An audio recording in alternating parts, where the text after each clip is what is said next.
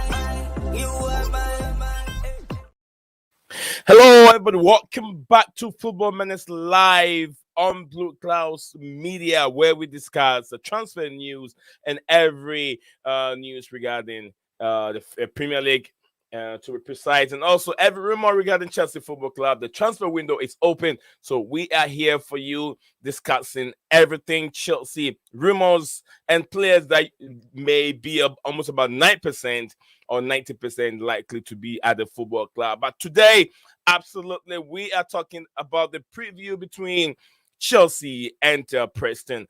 Huge boost for Chelsea. Chilwell and Chukwuemeka returned for training ahead of the FA Cup clash between Chelsea and Preston. Can they inspire a win?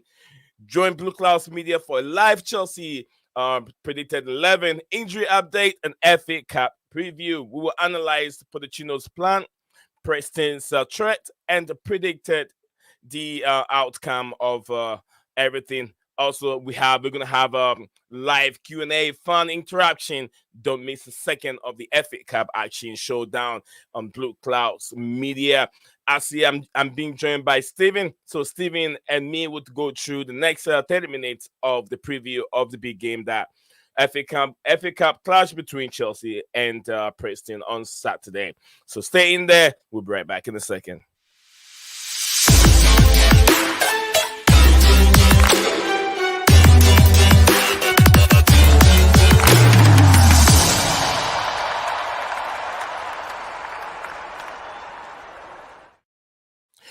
Welcome back again, beautiful people. We are back live on Blue Clouds Media, and we are discussing the preview of the Chelsea and Preston's game that will be taking place at Stamford Bridge on Saturday in the FA Cup tie, first round. Can Chelsea finish the business in the first round, or will Preston be stubborn and take Chelsea to the next replay of the game? We're here to talk about it. Let me introduce my co-host here, Steven. Welcome back to the show. How are you doing? I'm doing all right. Another big game tomorrow, Chelsea on the war zone again. Yeah, it's another weekend of football, another weekend of Chelsea. This time it's the start of our FA Cup journey. And yeah, playing championship side, we didn't get done over with any of the cup draws this season. Last season, both of our first games were against Man City. None of that this season. So we should be progressing for sure. And hopefully it'll be a good game for us fans. And hopefully we progress and get a nice draw in the next round as well so we can carry on. Absolutely. This year's draw hasn't been as difficult as it was last season. Playing Manchester City in the first round was very, very difficult. But yes, Chelsea are still in 3 competitions. From beginning of the season, they've been in 3 competitions to now. Premier League, of course, we have to be in until the end. The last game We also look at the outcome of some other games. Chelsea still in the Carabao Cup, getting close to the finals. If we can get I think the championship team out of the way, then Chelsea will make it to the finals. Then we'll be looking up to see where Chelsea lies by the end of the season. Chelsea will be fighting for at least a top 4, top 5 slot. The teams up there are still struggling, so Chelsea have all the chance beating Liverpool and what other team against Steven? Was that sorry?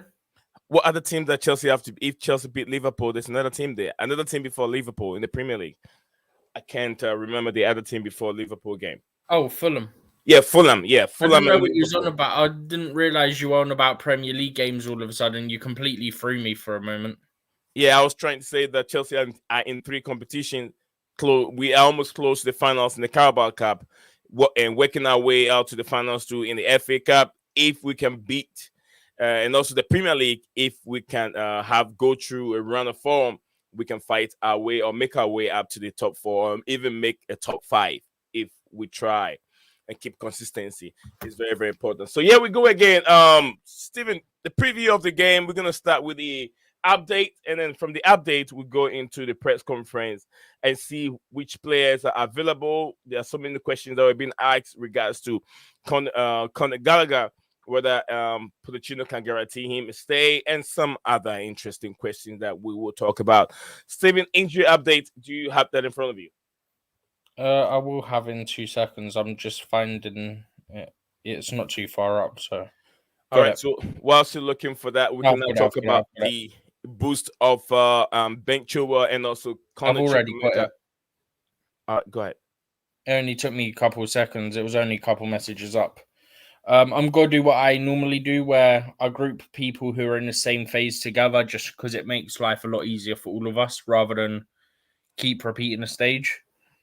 So Ben Chilwell and Conor Chukwuemeka are joined full team training now for reconditioning phase. So they'll be full team training now. I think they have been for a week, maybe a bit longer. I can't really remember. Buddy Shields at the beginning of a reconditioning phase, but I believe in the conference, Pochettino said that he could be back next week, if I'm not mistaken. Chalobah, Cucurella, Wesley Fofana, Reece James, Romeo Lavia, Robert Sanchez, and Leslie Ugochukwu are all the remaining names on the list, and all of those are continuing to undergo their rehabilitation programs. So we probably won't see them for a while yet, but we'll have to see. But the good news for Chelsea is Ben Chilwell and Conor Chukwuemeka making their way back. Are we going to see them play in tomorrow's game? No, Poch said in his conference and in tomorrow. But I don't think it'd be long. I think he said even they could be in the squad within the next couple of games. If I remember rightly from what he said earlier. But yeah, I'm not too worried. There's no point risking them when we've got players who can cover if we need to for Chilwell. We've already seen Gusto do a good job there, so if we need to, we can play him there. Not a problem at all.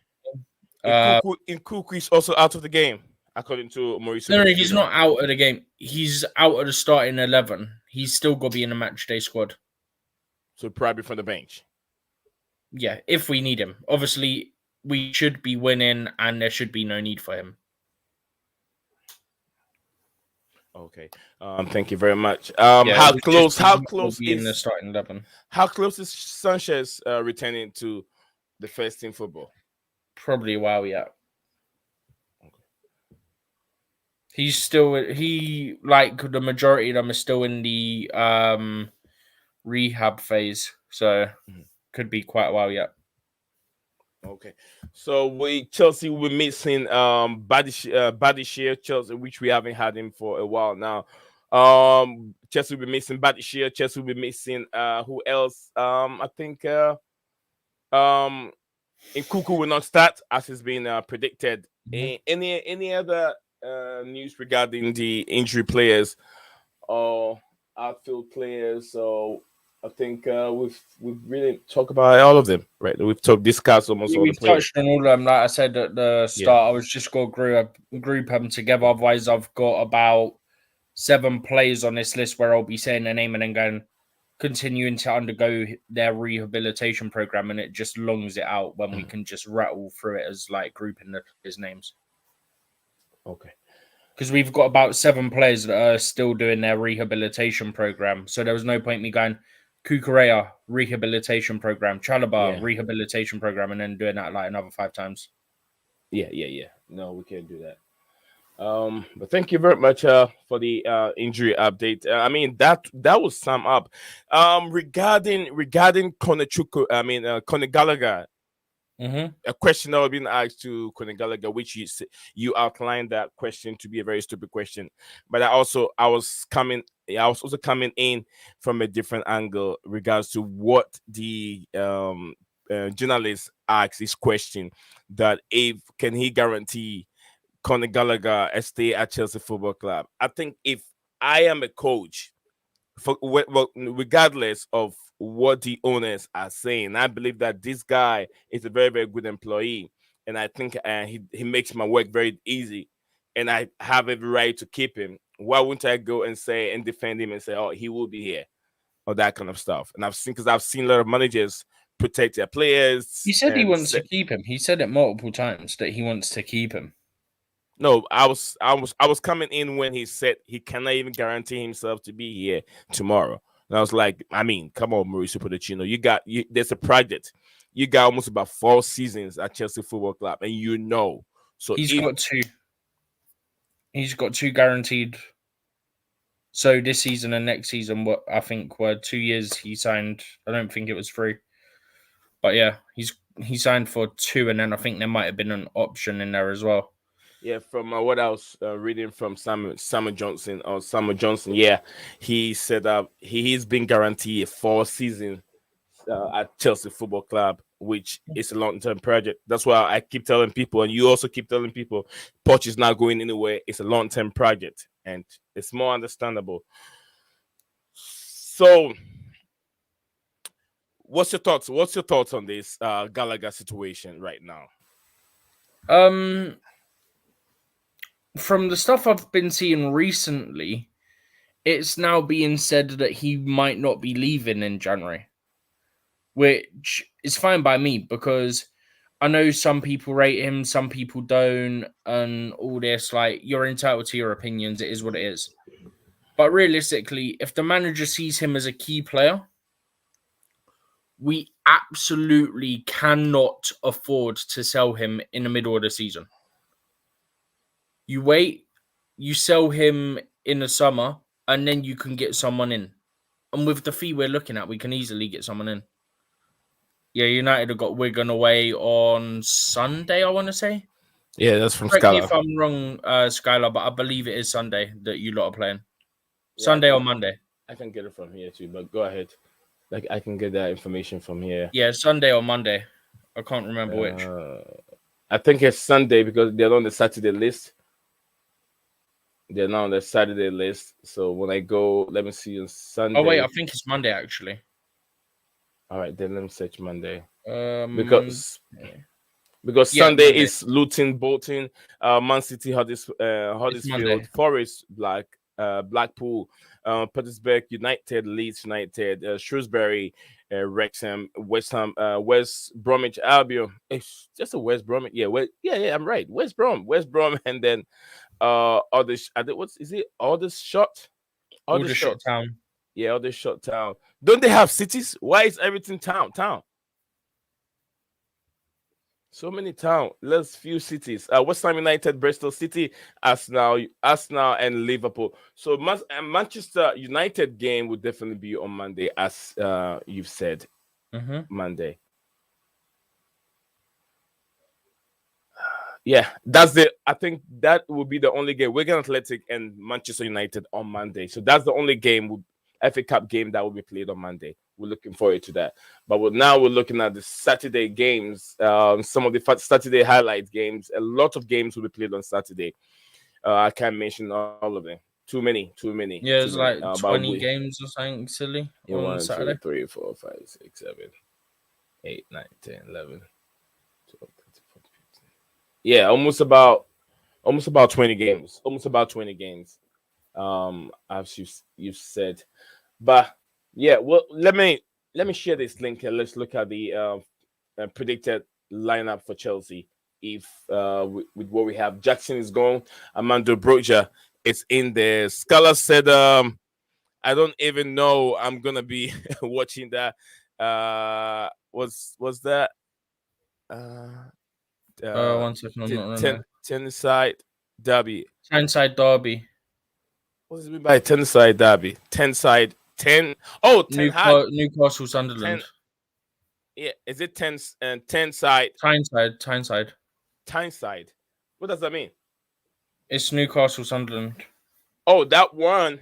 That That's one that tomorrow. is. I've been hearing some highlights about that game. That Sunderland put some black and white stuff at the away entries and the whole lot of stuff going on there. They have to take it down, and whoever put it there, it's a disgrace and a whole lot of things. I don't know your theory behind it, but I was just listening to it on the radio. Who put what where? This says Sunderland. Sunderland Football Club put some kind of a banner or black and white banner at away people stand and whatever. Something. It's all. I don't get it. I didn't get it. I didn't catch the beginning of the program, but I went to catch the middle of it. So, which they said Sunderland has to take it down, and without, I don't know. It's a whole mess going on there. Oh well. It is what it is. But yeah, United's on Monday. It's the only game on Monday as well. Yeah, that's the only game on Monday. So let me share the screen here. Bro, Sunderland decorated. Okay, yeah, I think this is it says Sunderland decorated their bar with Newcastle colors. Their fans were it's just lynching for the owners. Okay, that's so now you get what I was trying to say, Stephen. Yeah, I got it. Let me put the link in there, maybe. But we still got a few minutes. Yeah, just half an hour of this today. It shouldn't take long. I think we've only really got to touch on the predicted lineup at this point, right? Yeah. But I have only 30 minutes, nothing more than that. No, that's what I'm saying. Like, we've only really got predicted lineup, which won't take long at all. No. Come on. See, I've got a completely different one to what I guarantee score show up. Okay. All right, then predict yours before I share the screen. Predict yours.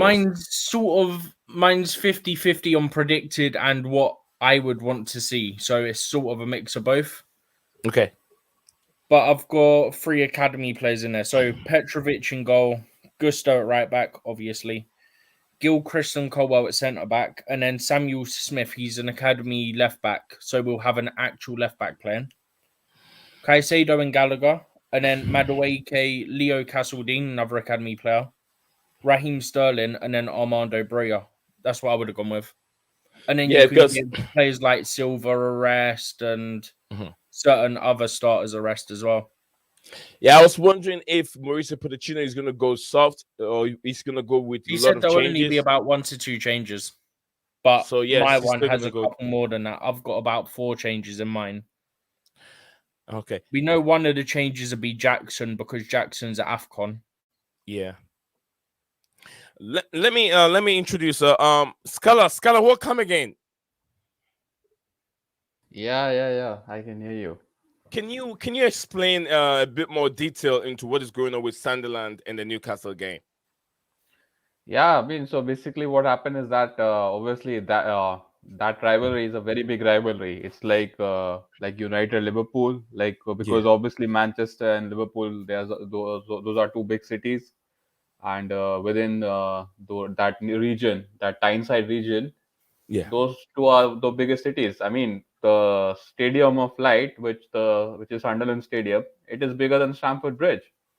Yeah. So, and they are loitering in League One. I mean, they literally had a Netflix documentary done on them that just shows like how much I guess relevant Sunderland are in this English pyramid. So obviously those two teams don't like each other, and obviously Newcastle are coming to play Sunderland, and this Sunderland team or their owners or whatever the management decided to paint or try to give the Newcastle team a good welcome by Okay. painting the bar and some But parts of the they don't. They shouldn't expect to give them a good welcome if there's big rivalry exactly. between the two of Ex- them. yeah, it's like you Chelsea trying to paint some parts of London red to welcome Arsenal. So that's what they Yeah. did, and they Oh. took it very seriously. These guys, these Sunderland fans, because they have a rule in that part of England or part of that Northumberland area that if you are in Sunderland, you are not allowed to wear a Newcastle shirt. You have to be like, you have to cover it. So that's how deep the rivalry is. Because I was Oh listening wow. to this one fan, he was saying that if I ever go to Newcastle and I'm wearing a Sunderland top, my life could be in danger. Like, that's how crazy those guys are. So, and they were saying like, so if that's how deep the rivalry is, imagine, the club Mhm. welcoming the opposition like that. So they took it to like literally to the streets, and they were trying to mob the owner. The owner went to Instagram and he said like this, I take full responsibility and all this thing, and they had removed all those gesture. So now it's back, but again, it's a very interesting derby because I do like these kind of small games, which I like these kind of derbies which are not really Yeah. popular.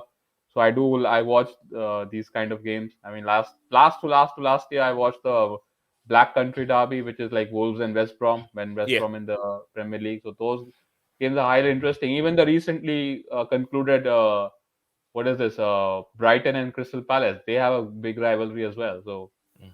yeah, I was just saying. I mean, obviously we are playing Wigan. We are expected to win that. I mean, they are in League One. You are playing a League One team, if I'm not wrong. Yeah. So We're not playing much. championship team. Championship. Yeah.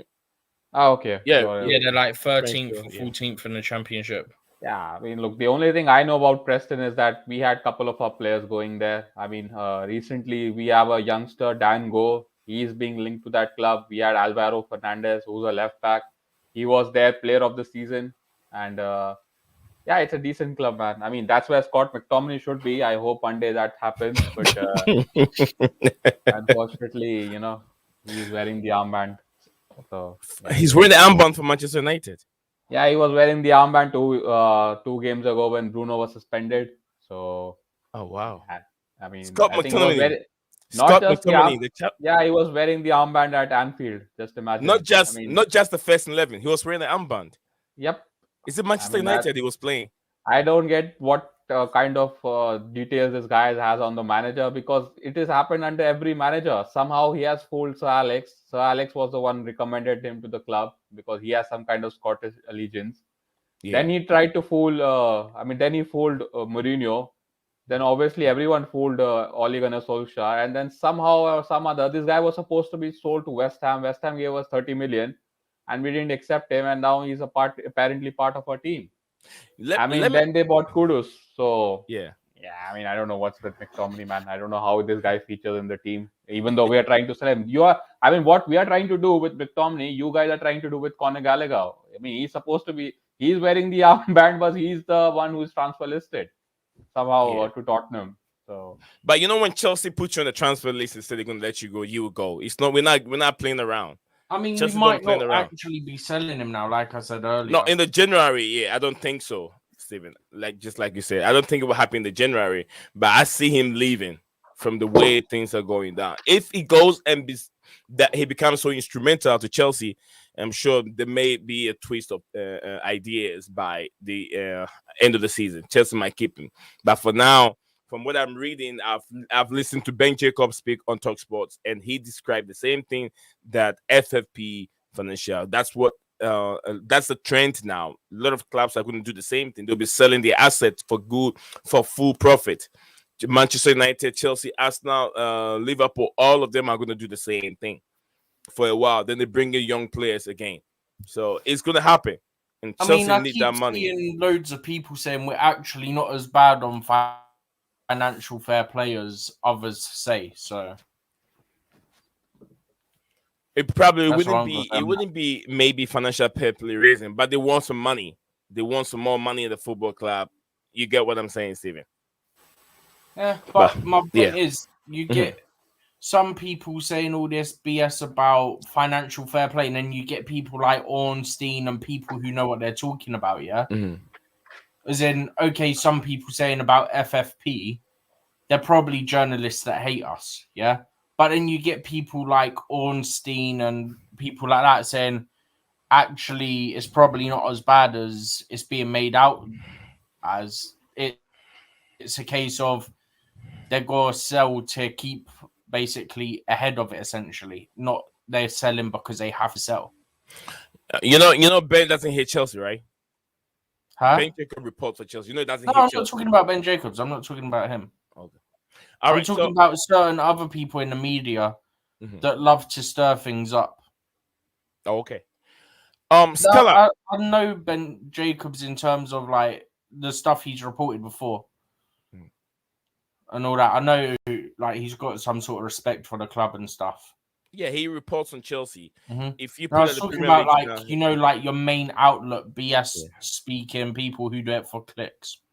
some of them don't. Some of them, a lot of them don't even follow the football club. They take the report from the accredited ones, and then they add theirs to it, their opinions to it, or maybe they know certain law in the Premier League regarding the news that maybe this person tweeted, or maybe Samuel Johnson tweeted, or some other person tweeted. Then they come up with it, and then they said, "No, this is going to happen if Chelsea does this and Chelsea does that. Chelsea did think of doing this because they're ruling financial fair play. They're ruling that. They're ruling this. That is how they try to put themselves out there for people to listen to them. Then those that don't have the knowledge about it also will take it. Said, "Oh, this person said this. If Chelsea does that, Chelsea will be relegated. The Chelsea will be deducted a 10 point or 15 point, and on and on and on." And they also spread it across. It's all about those people, and those people do not follow. Those that follow Chelsea, that really respect the club and follow Chelsea very well. Those are the ones that follow them during preseason. If you don't see any of those people following them during the preseason, they don't have anything to do with the football club. They're just haters, just like you said, because they devote them time. Their time to follow Chelsea during preseason. All right, Scala, you guys should be playing on Monday. Do you expect Ten Hag to go soft, or you think he's going to go hard regarding the number of players he's going to field in on Monday? I mean, do have the Tottenham game just that week. I think we are playing on Saturday, so I think he will have to rotate. Uh, I mean, there's a good chance that we might see the backup goalkeeper who we signed but haven't given a single minute, because obviously Onana. I mean, this guy has greatly postponed his travels to the AFCON just to play those two games. He doesn't So if he has respect. It doesn't respect Cameroon. Just go ahead. Yeah, I mean that's the thing, but again, that's on the player, so we don't really care too much. But again, that just shows that how scared he is, because if he goes and Biender, that's the goalkeeper, a backup goalkeeper, he's a Turkish international. I don't think he's an international, but he's Turkish, so he's like we signed him, but we haven't given him any minutes. I mean, your goalkeeper Petrovic, he's doing decently. He was signed, so he's very much like in the frame, but we haven't given any minutes to Biender. So now we can't even give, because otherwise Onana staying makes no point. He might as well play those two games and leave. So apart from that, we might get to see some youngsters. I mean, we have this very exciting player who was Sunderland's Player of the Year, Matt Diallo. So he got a very bad injury. He scored a very good goal in the Europa League when we were playing AC Milan. So yeah, so we might see some changes, but again, it's not really a game I am too much interested in. I'll just watch it, and we will qualify. And the good thing is that we have the Tottenham game, and then we have the winter break. So 1 week, no games. So all right, thank you very much, Scala, for coming on. Scala, remember Monday, if you're free, let me have you on. I would like to discuss transfer matters on Monday. Today is just a preview, so I don't want to get in details of transfer. But Monday, if you're free and I'm live and you're also up, you can join us here. Let us discuss some transfer dealings, Manchester United, and especially the top 6 clubs. Okay, so thank you, Scala, for jumping on the platform for me. Stephen, we have less than 50 seconds or 30 seconds or something. I think it's even time. Let's go through this predicted lineup we have here on the screen. On the right-hand side, we have Malo Gusto, Axel Disasi, Thiago Silva, Levi Kouo, Moses Caicedo, Conor Gallagher, Noni Madueke, Cole Palmer, and Mahalo Modric. Armando Broja, of course, we have him there. If Armando Broja is not pulling his weight, maybe it will be the time for David Washington to come up from the bench and add, see what he can also provide. And also we can also have on the bench. No, not yet. I think the report has come out that Chelsea is looking for it to bring back what's his name, Detro Fofana from the German Liga. Yeah, but he would then go on loan to Sevilla. So. Yeah, but in this lineup, which personnel would he change from like this lineup, and then we'll call it today, Steven? I'd take Disasi and Silva out.